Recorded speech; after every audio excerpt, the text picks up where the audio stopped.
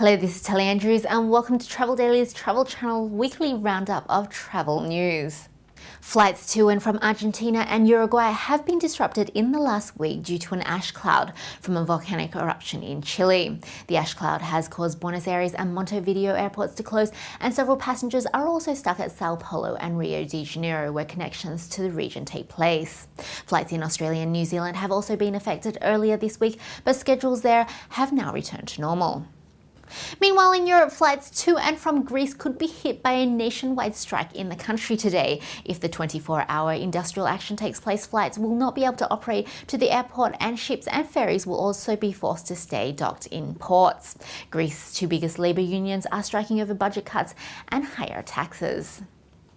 The Bahrain Grand Prix will not take place this year, despite reports earlier in the week that it had been prearranged for the end of the season. The Formula One race was cancelled in March, and Bahrain officials said it had been rescheduled for October. However, F1 chief Bernie Ecclestone has backtracked on his pledge and said it would no longer take place.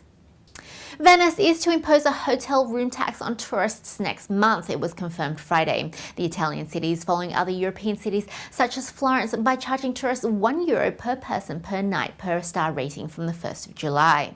Under 10s, hostels and communal accommodation, coach drivers and guides would not have to pay the fee. Holidaymakers and business travellers in Iraq are to gain more airline connections after two airlines announced route launches in the country this week. Egypt Air is to commence flights to Baghdad and Erbil in mid-July, while Emirates is also to fly to Baghdad from November. The new routes will provide more access to flights in the US and Europe.